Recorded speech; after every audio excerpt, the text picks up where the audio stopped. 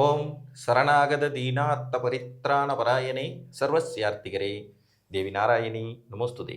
வணக்கம் நேயர்களே, இது மகாலட்சுமி ஜோதிடம் வழங்கும் காலச்சக்கரம்.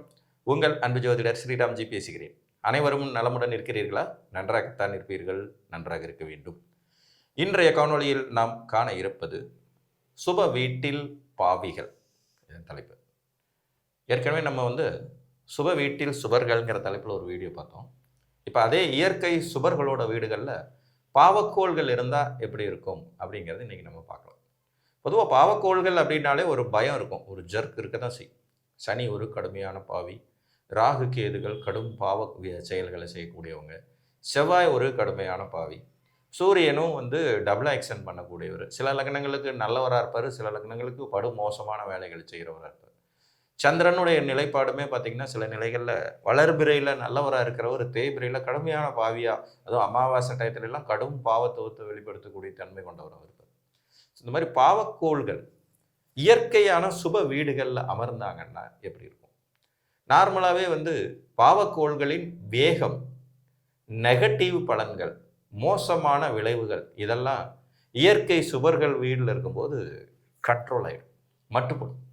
பெரிய அளவிலான பாதிப்புகளை கொடுக்க மாட்டாங்க. ஒரு மாதிரி ஜாதகரால் சமாளிக்கக்கூடிய அளவில் அந்த தசை இருக்கும் அப்படிங்கிறது மாதிரி எடுத்துக்கலாம்.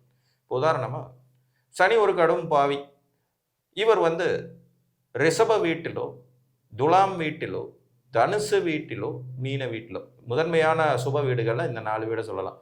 புதன் எப்போவுமே ஏட்டிக்கு மூட்டியான நாள், அவர் பாவிகளோடு சேர்ந்திருந்து அவரும் பாவியாக மாறிடுவார். அப்போ அவங்களுடைய வீடுகளான மிதுனமும் கன்னியுமே பாவத்துவத்தை வெளிப்படுத்தும் வீடாக போயிடும்.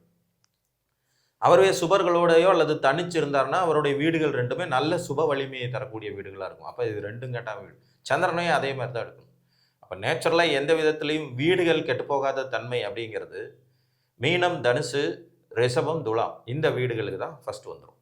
அப்போ சனி ஒரு பாவக்கோள், சனி திசை வரப்போகுது, கடுமையான துன்பங்கள், சிரமங்கள், சிக்கல்கள் இருக்கும் அப்படிங்கிறது மாதிரியான பலன். இப்போ ஒரு மேச ராசிக்கோ, மேச லக்னத்துக்கோ, விருச்சிக லக்னத்துக்கோ சனி திசை வருது, ஒரு சிம்ம லக்னத்துக்கு சனி திசை வருது, கடக லக்னத்துக்கு சனி திசை வருதுங்கும் போது இயற்கையான பாவி அமர்ந்திருப்பது ஒரு இயற்கை சுப வீடாக இருக்கிற பட்சத்தில், அதாவது ரிஷப வீட்டிலேயோ அல்லது துலாத்தில் உச்ச நிலையிலையோ, தனுர் வீட்டிலையோ அல்லது மீன வீட்டிலையோ இருக்கிற பட்சத்தில் அவ்வளோ பெரிய நெகட்டிவ்லாம் எதுவும் இல்லாமல் ஜாதகர் சமாளித்து கொள்ளக்கூடிய வலிமை கொண்டதாக இருக்கும்.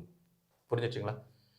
சுபர் வீட்டில் பாவிகள் அமர்றது ஜாதகருக்கு ஒரு கொடுப்பினை தான். அந்த வீட்டை அவங்க கொஞ்சம் டேமேஜ் பண்ணுவாங்கன்னாலும் கூட, அந்த வீடு தரக்கூடிய ஆதிபத்தியத்தை உங்களுக்கு கொஞ்சம் டேமேஜ் பண்ணத்தான் செய்வாங்கன்னாலும் கூட, இவர்களின் தசை ஜாதகர்களுக்கு சமாளிக்கும் அளவுக்கான வலிமையை கொடுத்துவிடும். புரிஞ்சுச்சுங்களா?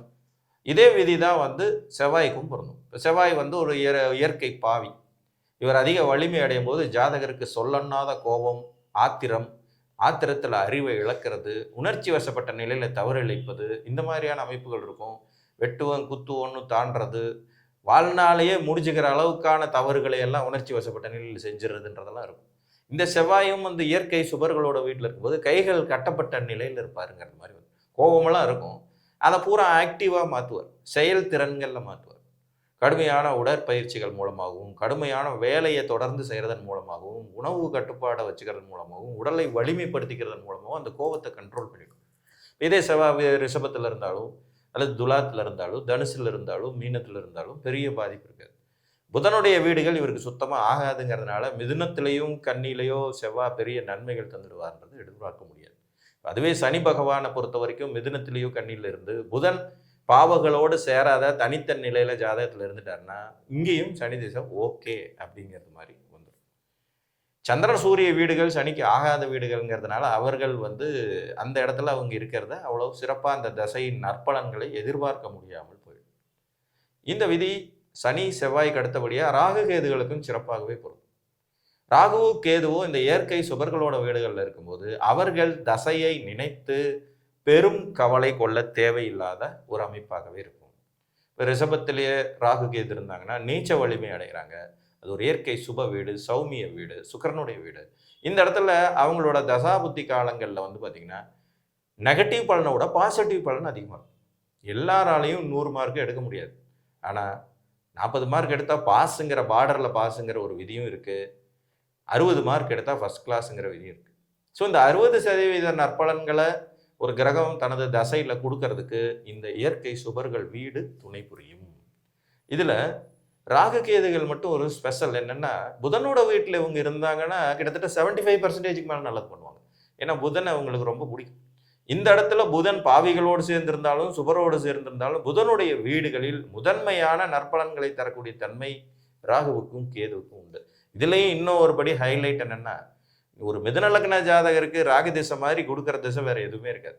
அதே மாதிரி ஒரு கன்னி லக்ன ஜாதகர்களுக்கு கேது திசை கொடுக்குற மாதிரி வேறு எந்த திசையும் கொடுக்காது.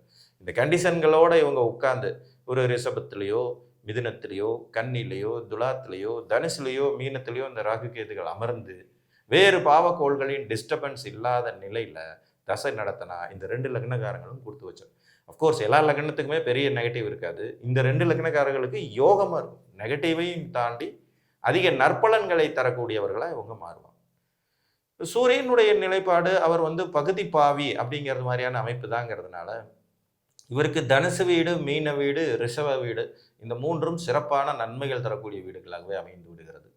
மிதுனம் கன்னியிலுமே இவர் ஒரு கடுமையான மனோநிலையை எட்டுவதில்லை. அப்போ இந்த 5 சுப வீடுகளும் ஓகே. துலாம் வீட்டில் மட்டும் இவர் நீச்ச வலிமை அடைகிறாருங்கிறது முதல் 15 டிகிரி வரைக்கும். அதுக்கு மேலே தாண்டிட்டார்னா ஆட்டோமேட்டிக்காக நீச்ச பங்கம்ங்கிறது கிடைச்சிடுங்கிறதுனால இவரும் இயற்கை சுபர்கள் வீடில் அமரும்போது அவருடைய தசை நடப்புக்கு வரும் காலம் நீங்கள் சமாளித்து கொள்ளும் காலமாகவே இருக்கும். இப்போ ஒரு உதாரணமாக ஒரு மகர லக்ன ஜாதகம் சூரிய திசை வரப்போகுது, அட்டமாதிபதி. இப்போ இவர் தனுசில் இருக்கார், ஒன்றும் பிரச்சனையே இல்லை. ஊரை விட்டு வெளியில் போய் அந்நிய தேசத்தில் வசிக்கிறது அல்லது வெளி மாநிலங்களில் வசித்து அதன் மூலம் லாபம் அப்படிங்கிற மாதிரி வந்துடும். 10ஆம் இடத்துல இருக்கார், நீச்சம் இல்லை, 15 டிகிரி தாண்டிய நிலையில் இருக்கார். தொழில் முறையில் மாற்றங்கள், பதவி உயர்வு, பதவி மாற்றம் இந்த மாதிரி போயிடும். ஸோ சுப வீடாக இது இருக்கிறதுனால அங்கே வேறு பாவக்கோள்கள் தொடர்பில்லாமல் இருக்க வேண்டியது அவசியம். 3ஆம் இடம் மீனத்தில் இருந்தபடி திசை நடத்த போகிறவர் உபஜயஸ்தானம் தான், அவ்வளோ பெரிய நெகட்டிவ் இல்லை. 5ஆம் இடத்துல உட்காந்துருக்காரு ரிஷப வீட்டில், 8ஆம் அதிபதி 5ல் இருக்கிறது ஒரு டேஞ்சர் தான். இருந்தாலும் ஜாதகர் சமாளிக்கக்கூடிய அளவிலான ஆபத்துகளாக வந்துவிடும். ஸோ இந்த அமைப்பை நம்ம பார்த்துக்கணும். செவ்வாய் ஒரு பாவி, இயற்கை சுபர் வீட்டில் இருந்தால் நன்று. உங்களுக்கு என்ன லக்னமாக இருந்தாலும் அவரோட தசையை உங்களால் மேனேஜ் பண்ண முடியும். அதே நேரத்தில் உங்கள் லக்னத்துக்கு அவர் ராஜயோகாதிபதியாக வந்துட்டார்னா அது பல மடங்கு வளர்ச்சியையும் முன்னேற்றத்தையும் தரக்கூடியதாக போயிடும். இப்போ ஒரு சிம்ம லக்ன ஜாதகத்திற்கு செவ்வாய் தனுசு வீட்டில் இருந்தபடி தசை நடத்தும் போது அதிகப்படியான நன்மைகள் இருக்கும். ஒரு திரிகோணஸ்தானம், ஒரு கேந்திராதிபதி திரிகோணத்தில் ஏறி இருக்கிறது, ப்ளஸ் திரிகோணாதிபதி திரிகோணம் ஏறி இருப்பதுங்கிற 2 அடிப்படையிலையும், அது இயற்கை சுபர் வீடுங்கிற அடிப்படையிலையும், அந்த சுப வீடு லக்னத்துக்கு நல்ல வீடுங்கிற அடிப்படையிலையும் அந்த தசை பார்த்தீங்கன்னா கௌரவம், புகழ், அந்தஸ்து, பொருளாதாரம், வெற்றி, முன்னேற்றம் எல்லாத்தையும் கொடுக்கும். அப்போ பாவக்கோள்கள் தசை நடத்துகிறாங்கன்னு நம்ம பயப்பட வேண்டியதில்லை. அவர்கள் பாவ வீடுகளில் அமராத வரை. புரிஞ்சுச்சுங்களா? பாவ வீடுகளில் இவங்க உட்காரலைனாலே அது ஒரு மாதிரி சப்போர்ட்டிங் ரோலில் வந்துடும். இது ஓகே, இந்த தசையை நம்மளால் சமாளித்து கொள்ள முடியும், அடுத்த கட்டத்துக்கு நகர முடியும், உழைப்புக்கு தகுந்த ஊதியம் கிடைத்துவிடும் அப்படிங்கிறது மாதிரியான அமைப்புகள்லாம் வந்துடும்.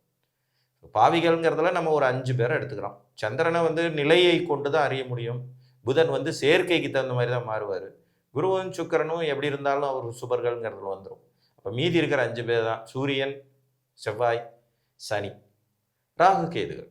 இவர்கள் ஒரு நல்ல ஜாதகத்தில், அது இயற்கையாக முன்னுக்கு வரக்கூடிய விதி உள்ள ஒரு நல்ல ஜாதகம் அப்படின்னு எடுத்துட்டா கண்டிப்பாக அவங்க சுபர்களுடைய தொடர்புகள்லையோ அல்லது சுப வீடுகள்லையோ டிஸ்டர்ப் ஆகாமல் அமர்ந்திருப்பார்கள்.